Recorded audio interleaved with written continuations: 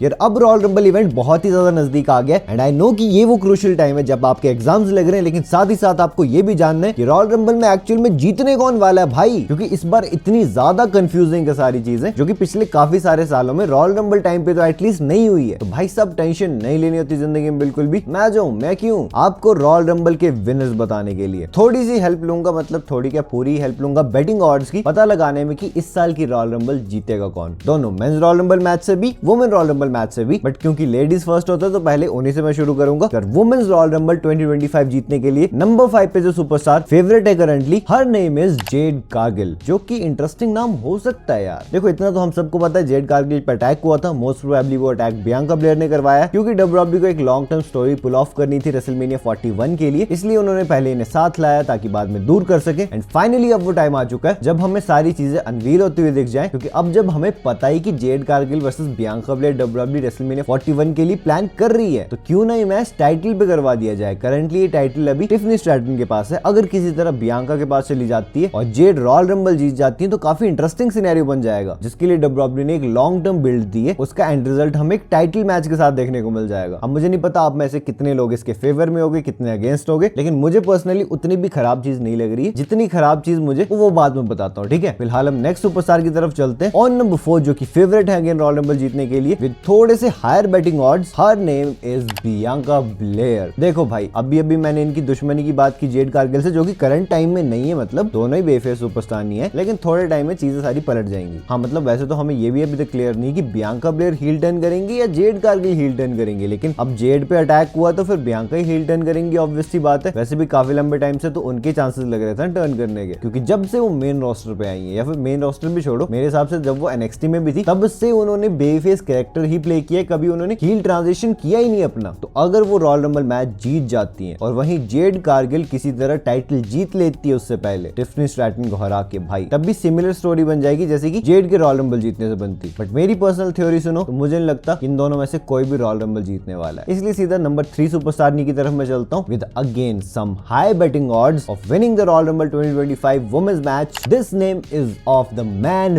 Beki Lynch. मतलब आप एक बार के लिए इमेजिन करो यार, नंबर 3 पे वो सुपरस्टार नहीं है जो कि करंटली डब्ल्यूडब्ल्यूई में एक्टिव है भी नहीं। देखो बेकी अगर रॉयल रंबल मैच जीत जाती है मुझे पर्सनली जरा भी खुशी नहीं होगी, क्योंकि बेकी का एक टाइम था जब उन्हें रॉयल रंबल जीतने की जरूरत थी, तब वो जीत चुकी हैं ऑलरेडी। अभी ये अपॉर्चुनिटी डब्ल्यूडब्ल्यूई किसी और सुपरस्टार को आराम से दे सकती है, ताकि वो किसी ऐसी स्टोरी लाइन में इंसर्ट हो जो कि उसी की एक्सपोनेंशियल फ्यूचर ग्रोथ में हेल्प करे। ये सारी फीमेल्स तो भाई ऑलरेडी प्रीमेड सुपरस्टार है, इन्हें अब सुपरस्टार्स बनना नहीं है, फालतू में जितवा के फायदा है नहीं। मतलब आप खुद ही देखो, बेकी को अगर वर्ल्ड टाइटल मैच चाहिए भी तो वो ऐसे नहीं ले सकती हैं, इतनी बड़ी सुपरस्टार नहीं तो वो है ही। भले नंबर 3 पे मुझे इनके चांसेस फिर भी कम लगते हैं, पर अब नंबर 2 सुपरस्टार की तरफ मैं चलता हूँ जिनके थोड़े हाई चांसेस जीतने के। हर नेम इज इयो स्काई। देखो यार इयो स्काई टाइटल पिक्चर में आई जरूर थी कुछ टाइम पहले, लेकिन ज्यादा टाइम तक टिक नहीं पाई। लग रहा था कि शायद डब्ल्यूडब्ल्यूई इनके साथ कुछ बड़ा कर सकती है, टाइटल पिक्चर में इन्वॉल्व कर रही है, क्योंकि बट अब वो जिस तरह दूर हो गई है इस टाइटल पिक्चर से, मुझे नहीं लगता कि उनका कमबैक होने वाला है। आई थिंक सारी चीजें इनके लिए तो गोल मटोल हो जाएंगी। हाँ ऑब्वियसली रॉयल रंबल मैच के फाइनल 4 सुपरस्टार्स में से भी एक हो सकती है ये, लेकिन रॉयल रंबल जीतेंगी इसके चांसेस मुझे पर्सनली कम लगते हैं। हाँ जीत जाती तो खुश मैं बहुत ज्यादा होऊंगा, क्योंकि इनको जरूरत है रॉयल रंबल मैच जीतने की, जो नंबर 1 पे है उससे भी ज्यादा, बट दिल से लग नहीं रहा कि ये जीत पाएंगी यार। एंड फाइनली नंबर 1 सुपरस्टार की तरफ मैं चलता हूँ, जो कि टॉप फेवरेट है कि वो तो जीतेंगी इस साल की रॉयल रंबल, और काफी लंबे टाइम से फेवरेट है। This name is of the queen Charlotte Flair. Charlotte भी ऑलरेडी यार 2020 की रॉयल रंबल जीत चुकी है, मुझे नहीं लगता उन्हें दोबारा जरूरत है इस रॉयल रंबल मैच को जीतने की, और जीतना चाहिए भी नहीं। और मैंने शुरू में बोला था ना यार कि जेड वर्सेस बियांका का टाइटल पे होना, इस चीज से तो बेटर है कि शार्लेट फ्लेयर रॉयल रंबल जीते और टिफनी स्ट्रैटन को चैलेंज कर दे for the WWE women's championship. इन दोनों की तो क्या ही स्टोरी है भाई, कुछ भी नहीं, इन दोनों के बीच कोई लेना देना ही नहीं है। एकदम से शार्लेट आएंगी, टिफनी को चैलेंज कर देंगी, ये तो क्या ही बनेगा। और शार्लेट जीतेंगी क्यों रॉयल रंबल, उसके लिए रॉयल रंबल किसी और सुपरस्टार को जितवा दो यार। जेड बियांका में स्टोरी एक बहुत अच्छी, वहां अगर कोई रॉयल रंबल जीतता है और दूसरी बंदी चैंपियन होती है तो वो स्टोरी लाइन एंगल तो बनेगा सही सा, इसमें तो वो भी नहीं बनेगा। ये तो बस ऐसा हो जाएगा कि हाँ एक नई क्वीन है एक पुरानी क्वीन है, दोनों को कोलाइड करवाने के लिए जबरदस्ती मैच घुसा दिया भाई रॉयल रंबल में, वो भी चैंपियनशिप के लिए। मैं पर्सनली इसके फेवर में नहीं हूँ, क्योंकि शार्लेट वर्सेस टिफनी बिना रॉयल रंबल मैच जीते भी करवाया जा सकता है मेरे अकॉर्डिंग पर्सनली तो, ठीक है। बाकी अब वुमेन वाला हो गया खत्म, अब हम आ जाते हैं मेंस रॉयल रंबल मैच 2025 के विनर्स की तरफ, जो कि अगर आपको लग रहा था कि फीमेल वाला इतना कंफ्यूजिंग है, ये तो अल्ट्रा कंफ्यूजिंग है भाई। टॉप 5 में नंबर 5 पे जो सुपरस्टार है, his name is the viper, the apex predator, the legend killer Randy Orton. हाँ ये नंबर 5 पे बिल्कुल सही बैठे हुए हैं। मुझे भी पर्सनली टैलेंट के चांसेस अब इतने ही लगते हैं कि वो नंबर 5 पे आना डिजर्व करते हैं, क्योंकि रैंडी ऑर्टन का पूरा स्टोरी आर्क अब कोडी रोड्स से हटके केविन ओवेंस की तरफ चला गया है। अगर रैंडी ऑर्टन और केविन ओवेंस की स्टोरी पहले खत्म हो जाती ना, या रॉयल रंबल तक भी खत्म हो जाती, तब भी मैं एक बार के लिए मानता कि शायद रैंडी ऑर्टन रॉयल रंबल जीत के कोडी रोड्स की तरफ चला जाए for the WWE undisputed championship. लेकिन यार अभी तक रैंडी और कोडी में कोई प्रॉब्लम जब हुई नहीं है तो WWE एकदम से तो करवाएगी नहीं। और जिस तरह हम फॉर्मेट देख रहे हैं ट्रिपल एच का कि वो लॉन्ग टर्म स्टोरी टेलिंग में बिलीव करते हैं, कहीं से भी देख के लग रहा है कि रैंडी ऑर्टन को एकदम से प्रॉब्लम हो जाएगी कोडी से। अब तो मुझे ऐसा नहीं लग रहा, ठीक है। हो ना हो, ज्यादातर चांसेस है ऑर्टन वर्सेस केविन का मैच हमें देखने को मिलेगा रेसलमेनिया 41 में। कोई title vital on the line नहीं होगी, हो सकता है मैच किसी स्टिपुलेशन पे हो जाए, उससे ज्यादा की उम्मीद तो मत ही लगाना, ठीक है। बट नंबर 4 पे जो नाम है that is of the final boss the